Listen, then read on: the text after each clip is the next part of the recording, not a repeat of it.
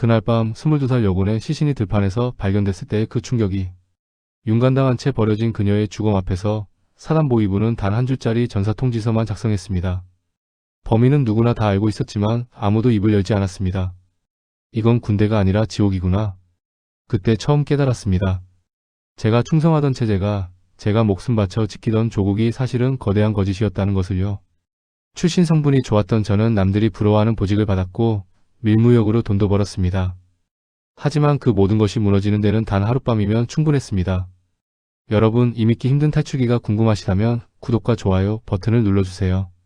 북한군 내부의 충격적인 진실과 목숨을 건 탈출 과정을 끝까지 지켜봐 주시기 바랍니다.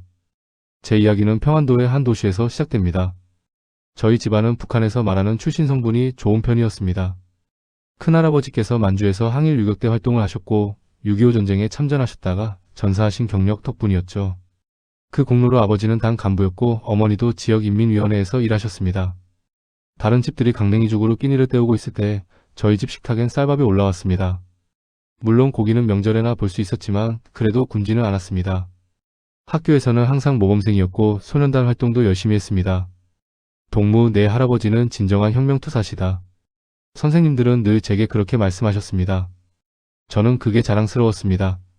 김일성 수령님과 김정일 장군님께 충성하는 것이 당연하다고 믿었고 우리 공화국이 세상에서 가장 훌륭한 나라라고 생각했습니다. 그렇게 18살이 되었고 저는 인민군에 입대했습니다. 신병훈련소에서 석 달을 보낸 후 저는 믿을 수 없는 소식을 들었습니다. 사단장 직속 부관운전병으로 배치된다는 것이었죠. 출신 성분이 좋은 덕분이었습니다. 동기들이 최전방 소총수나 포병으로 배치될 때 저는 사단본부로 향했습니다. 이거 완전히 대박이네. 저는 속으로 캐제를 불렀습니다. 운전병은 북한군에서 가장 좋은 보직 중 하나였으니까요. 위험한 전투 훈련 대신 차량 관리를 하면 되고 사단장을 모시니 대우도 남달랐습니다. 첫 월급을 받았을 때 그 돈으로 부모님께 드릴 선물을 샀습니다. 시장에서 중국산 화장품과 과자를 구입해 집에 붙였죠. 어머니는 전화로 기뻐하시며 말씀하셨습니다. 우리 아들이 이렇게 효자가 다 있나? 장군님 은덕이시다. 당시 저는 체제를 조금도 의심하지 않았습니다. 아니, 의심할 이유가 없었습니다. 저는 북한 사회에서 승리자였으니까요. 좋은 집안에서 태어나 좋은 보직을 받아 남들보다 나은 삶을 살고 있었습니다. 하지만 그때는 몰랐습니다. 제가 보고 있는 것이 북한의 전부가 아니라는 것을, 그리고 곧 그 진실을 마주하게 될 거라는 것을요. 운전병 생활 6개월째 되던 어느 날 사단장님께서 하급 부대 시차를 가신다고 하셨습니다. 오늘은 산골 쪽 부대를 돌아볼 것이다. 차량 점검 철저히 해라. 저는 1호 차량을 깨끗이 닦고 연료를 가득 채웠습니다. 평안도 깊은 산골짜기로 향하는 길은 험했습니다. 포장도 안 된 비탈길을 낮은 기어로 한참을 올라가야 했죠. 그렇게 도착한 부대의 모습에 저는 말문이 막혔습니다. 콘크리트 벽돌에 조선식 기와를 대충 얹은 건물 하나가 간부 사무실이었고 그 옆에는 초가집이었습니다. 아니, 초가집이라고 부르기도 민망한 거의 무너져가는 판잣집 같은 것들이 병사들 막사였습니다. 저게 군 막사입니까? 저는 속으로 경악했습니다. 21세기에 저런 곳에서 군인들이 산다고? 더 충격적인 건 그 옆 광경이었습니다. 산을 개간한 엄청나게 큰 밭에서 군복 입은 병사들이 맨손으로 김을 메고 있었습니다. 화전민처럼요. 삭과 갱이를 든 군인들의 얼굴은 햇볕에 새까맣게 타 있었고 군복은 땀과 흙으로 범벅이었습니다. 부대장이 사단장님께 보고했습니다. 동무사단장, 저희 부대는 둔전 농사로 자급자족하고 있습니다. 올해 옥수수 수확량이 둔전 농사. 조선시대에나 있던 그 둔전 농사를 21세기 군대가 하고 있다니. 사단장님은 만족스러운 표정으로 고개를 끄덕이셨습니다. 훌륭하다. 자력갱생의 정신이 투철하구나. 하지만 저는 뭔가 이상하다는 생각을 지울 수 없었습니다. 군인은 전투훈련을 하고 국방을 담당해야 하는 것 아닌가요? 왜 하루 종일 밭에서 농사를 짓고 있죠?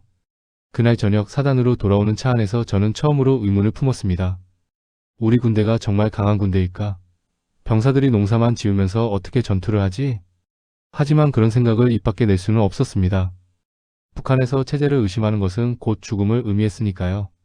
그리고 며칠 후 저는 더 충격적인 광경을 목격하게 됩니다. 부대 근처에 인민군 공병부대가 작전도로를 까는 작업을 하러 왔습니다. 몇 달간 머물 예정이라고 했죠. 그런데 이 부대 병사들의 모습은 군인이라기보다는 거짓대에 가까웠습니다.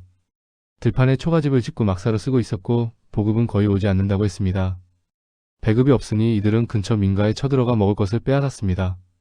망치와 몽둥이를 들고 협박하며 식량을 갈취하는 모습은 군인이 아니라 산적이었습니다.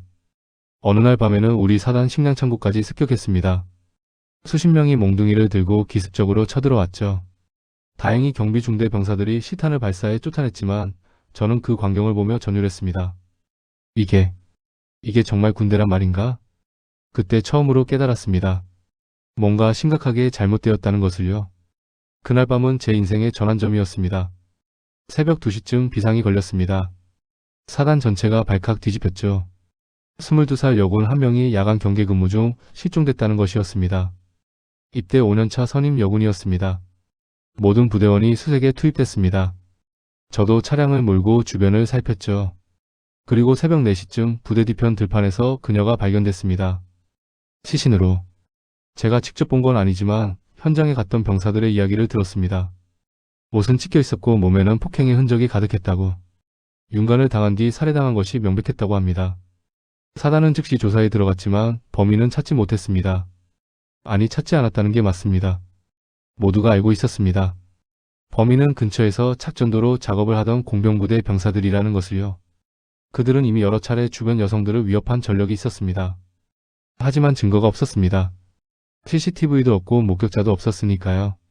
일주일 후 사단 보위부에서 결론을 내렸습니다. 동무는 적의 기습 공격으로 전사하였다. 유가족에게 전사통지서를 발송한다. 그게 전부였습니다.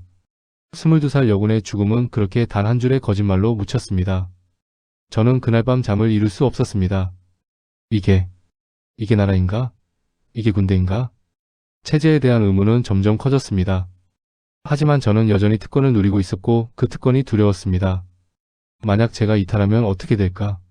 가족은 어떻게 되는 걸까? 그렇게 몇 년이 흘렀습니다. 저는 운전병으로서 나름의 방법을 찾았습니다. 차량관리 담당 간부에게 담배와 술을 정기적으로 바치고 그 대가로 차량을 자유롭게 쓸 수 있었죠. 저는 그 차로 작은 밀무역을 시작했습니다. 부대 근처 농장에서 닭을 몰래 가져다가 시장에 팔고 버려진 창고의 철근을 화교 밀무역업자에게 넘기고 그렇게 번 돈은 꽤 쏠쏠했습니다.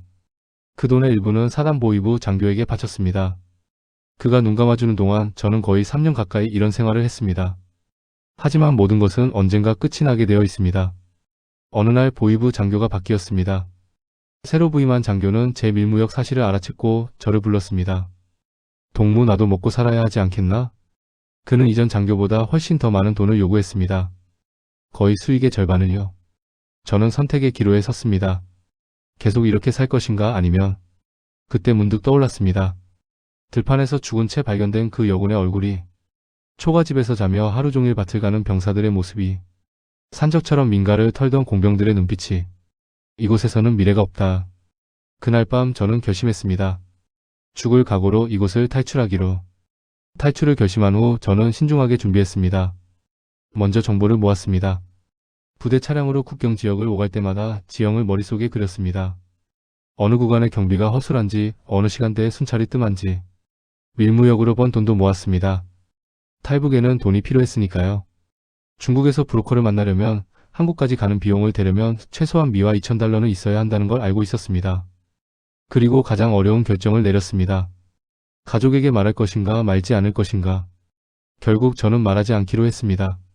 만약 제가 탈북에 실패하면 가족이 연좌제로 처벌받을 것이고 성공하더라도 가족은 고통받을 것이기 때문이었습니다. 차라리 모르는 게 나았습니다. 부모님께 마지막 전화를 걸었을 때 목이 메었습니다. 어머니, 저 잘 있어요. 건강하세요. 그래, 우리 아들. 너도 몸 조심하고.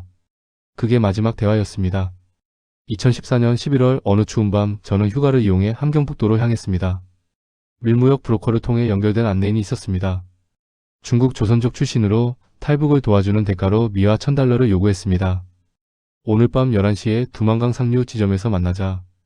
약속 장소에 도착했을 때 안내인과 함께 또 다른 탈북자 2명이 있었습니다. 40대 여성과 10대 후반으로 보이는 여자아이였습니다. 모녀였습니다. 말없이 따라오기만 해. 강을 건널 때 절대 소리 내지 마. 안내인의 목소리는 낮고 단호했습니다. 우리는 어둠 속을 1시간 넘게 걸었습니다. 11월 밤의 추위는 뼈를 애는 듯 했습니다. 드디어 두만강이 보였습니다. 얼음이 살짝 얼기 시작한 강물이 달빛에 반짝이고 있었습니다. 저기가 중국이다. 강폭이 좁은 곳을 건너야 해. 물이 허리까지 차니까 각오해. 심장이 미친 듯이 뛰었습니다. 이제 돌아갈 수 없다는 걸 알았습니다. 자, 간다. 안내인을 따라 강으로 뛰어들었습니다. 물은 생각보다 훨씬 차가웠습니다. 온몸이 얼어붙는 것 같았죠. 허리까지 차오르는 물을 헤치며 반대편을 향해 나아갔습니다. 그때였습니다.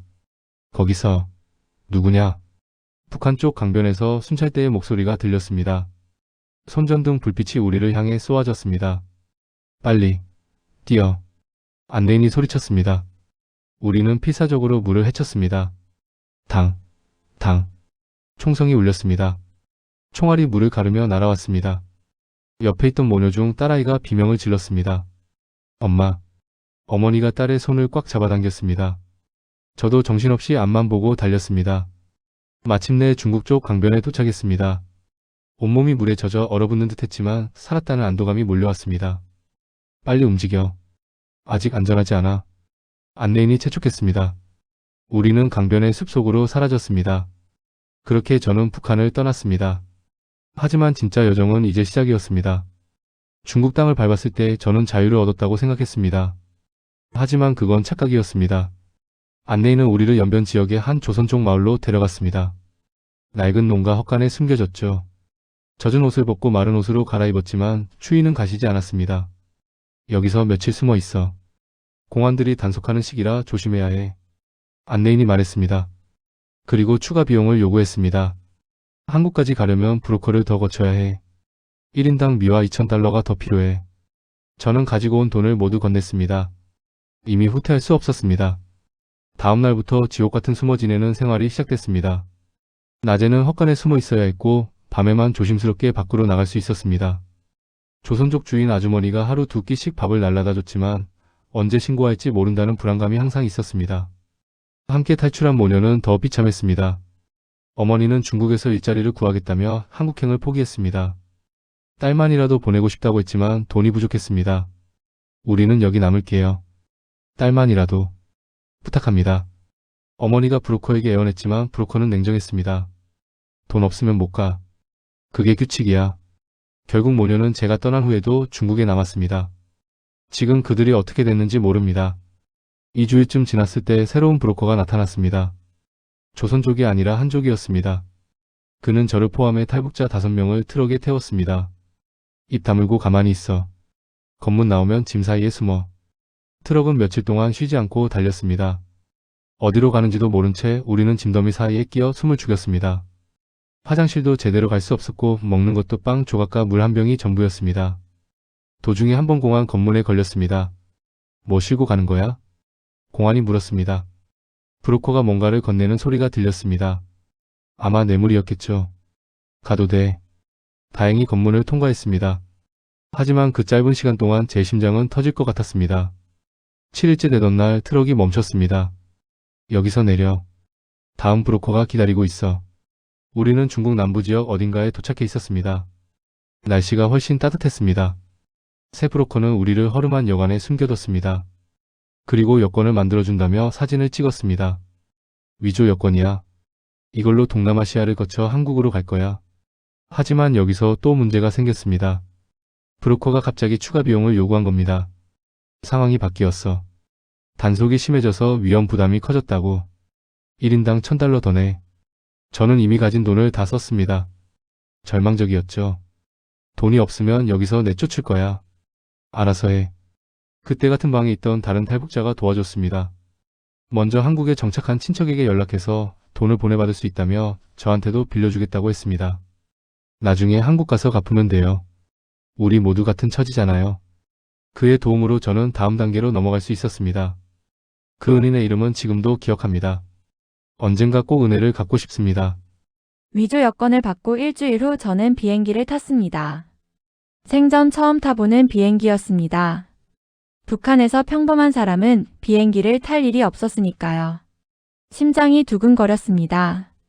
설렘이 아니라 공포 때문이었습니다. 위조 여권이 들통나면 어떡하지? 송환당하면? 브로커는 라오스행 비행기 표를 끊어줬습니다. 라오스에서 한국 대사관으로 가. 거기서 신분을 밝히고 보호를 요청하면 한국으로 갈 수 있어. 공항 출국 심사대를 통과할 때 제 다리가 후들거렸습니다. 중국 공안이 여권을 받아들고 꼼꼼히 확인했습니다. 컴퓨터 화면을 보며 뭔가를 체크하더니 가세요. 도장을 찍어줬습니다. 그 순간 안도의 한숨이 나왔습니다. 비행기는 4시간을 날아 라오스 비엔티안에 도착했습니다. 동남아시아의 더운 공기가 얼굴을 감쌌습니다. 공항을 나와 브로커가 알려준 숙소로 갔습니다. 같은 비행기를 탄 탈북자 4명과 함께였습니다. 내일 한국 대사관으로 가자. 오늘은 쉬어. 하지만 그날 밤 끔찍한 일이 벌어졌습니다. 한밤중에 누군가 문을 두드렸습니다. 현지 경찰이었습니다. 불법 체류 혐의로 체포한다. 우리는 경찰서로 끌려갔습니다. 나중에 알고 보니 브로커가 우리를 신고한 것이었습니다. 한국 대사관까지 데려다주는 비용을 아끼려고 일부러 경찰에 넘긴 겁니다. 경찰서 유치장에서 이틀을 보냈습니다. 우리는 한국말과 영어를 섞어가며 필사적으로 설명했습니다. 우리는 북한에서 온 탈북자입니다. 한국 대사관에 연락해주세요. 다행히 경찰 중 한 명이 영어를 조금 할 줄 알았고 우리 상황을 이해했습니다. 그는 한국 대사관에 전화를 걸어줬습니다. 사흘째 되는 날 한국 대사관 직원이 경찰서로 왔습니다. 처음 들어보는 표준 한국어였습니다. 북한 사투리와는 달랐지만 같은 말이었습니다. 고생 많으셨습니다. 이제 안전합니다. 그 말을 듣는 순간 눈물이 쏟아졌습니다. 대사관으로 이동한 우리는 신원 확인 절차를 거쳤습니다. 북한에서의 생활, 탈출 경위, 신분 등을 상세히 진술했습니다. 서류를 작성하고 사진을 찍고 면담을 했습니다. 절차가 끝나면 한국으로 출국할 수 있습니다. 조금만 기다려주세요. 그렇게 대사관에서 한 달을 보냈습니다. 대사관 안은 안전했지만 마음은 여전히 불안했습니다. 정말로 한국에 갈 수 있는 걸까? 어느 날 대사관 직원이 말했습니다. 출국 준비 다 됐습니다. 모레 인천행 비행기를 타시면 됩니다. 그 순간을 어떻게 표현해야 할까요? 기쁨과 안도 그리고 묘한 슬픔이 뒤섞였습니다. 북한에 두고 온 부모님 생각이 났습니다. 제가 탈북한 걸 알게 되셨을까? 지금 어떻게 지내시는 걸까? 중국에서 헤어진 모녀 생각도 났습니다. 그들은 지금 어디서 무엇을 하고 있을까? 하지만 저는 앞으로 나아가야 했습니다. 자유를 위해, 새로운 삶을 위해. 이틀 후 저는 인천행 비행기에 몸을 실었습니다. 2015년 3월 저는 인천공항에 도착했습니다. 비행기에서 내려 입국장으로 걸어가는 그 순간을 평생 잊지 못할 것입니다. 같은 하늘 아래 같은 언어를 쓰지만 완전히 다른 세상이었습니다. 국정원 직원들이 저를 맞이했습니다. 조사 과정이 있었지만 그들은 친절했습니다. 수고하셨습니다. 이제 자유입니다. 자유. 그 단어가 얼마나 무겁게 다가오던지요. 조사가 끝난 후 저는 경기도에 있는 하나원으로 갔습니다. 탈북자들이 한국 사회 적응 교육을 받는 곳이었습니다. 3개월 동안 그곳에서 한국어, 민주주의, 자본주의, 직업 교육 등을 배웠습니다. 처음엔 모든 게 낯설었습니다. 여러분은 이제 투표를 할 수 있습니다. 대통령을 직접 뽑을 수 있어요. 강사님의 말에 저는 깜짝 놀랐습니다. 북한에서는 상상도 할 수 없는 일이었으니까요. 마트에 가서 물건을 고르는 것, 스마트폰으로 인터넷을 하는 것, 밤늦게까지 불 켜진 거리를 걷는 것. 모든 게 신기하고 감사했습니다. 하나원을 수료한 후 저는 정착금을 받고 작은 원룸을 얻었습니다. 혼자 사는 공간. 누구의 감시도 없는 곳. 그곳에서 처음으로 자유를 실감했습니다. 하지만 적응은 쉽지 않았습니다. 일자리를 구하는 것도 어려웠고 남한 사람들과 대화하는 것도 힘들었습니다. 사투리 때문에 탈북자라는 게 금방 드러났고 때로는 차별을 받기도 했습니다. 북한에서 왔어요. 힘들었겠네요. 대부분은 친절했지만 가끔은 호기심 어린 눈빛이 부담스러웠습니다. 그래도 포기하지 않았습니다. 운전면허를 땄고 버스 회사에 지원했습니다. 북한에서 10년간 운전병으로 일한 경력이 도움이 됐습니다. 합격입니다. 다음 주부터 출근하세요. 그 말을 들었을 때의 기쁨이란 드디어 제 발로 서게 된 것 같았습니다. 지금은 버스기사로 5년째 일하고 있습니다. 매일 같은 노선을 운행하고 승객들을 안전하게 모시고 퇴근 후엔 동료들과 이야기를 나눕니다. 평범한 일상. 북한에서는 꿈도 꿀 수 없었던 자유로운 삶입니다. 얼마 전에는 회사 입사 동기인 한국 전역 군인 출신 기사님과 친해졌습니다. 동갑이어서 금방 친해졌고 이제는 가족 모임도 하는 사이가 됐습니다. 그 집에 초대받아 고기를 구워 먹으며 제 이야기를 들려줬습니다. 북한군에서의 경험, 탈출 과정, 지금의 삶을요. 형님 정말 대단하십니다. 존경합니다. 그의 진심 어린 말에 눈시울이 뜨거워졌습니다. 가끔 북한에 계신 부모님 생각이 납니다. 제가 탈북한 걸 아셨을까요? 지금은 어떻게 지내시는 걸까요? 연좌제로 고생하고 계시는 건 아닐까요? 죄책감이 밀려올 때도 있습니다. 하지만 저는 제 선택을 후회하지 않습니다. 자유는 소중합니다. 아침에 눈을 떴을 때 오늘 무엇을 할지 스스로 정할 수 있다는 것, 누구의 눈치도 보지 않고 하고 싶은 말을 할 수 있다는 것, 두려움 없이 잠들 수 있다는 것. 이 모든 게 기적 같습니다. 지금도 북한에는 수많은 사람들이 자유를 꿈꾸며 살고 있습니다. 언젠가 그들도 이 자유를 누릴 수 있기를, 한반도에 진정한 평화가 오기를 간절히 바랍니다. 저의 이야기가 누군가에게 희망이 되었으면 좋겠습니다. 자유는 공짜가 아닙니다. 하지만 그 무엇과도 바꿀 수 없는 소중한 가치입니다. 여러분 끝까지 들어주셔서 감사합니다.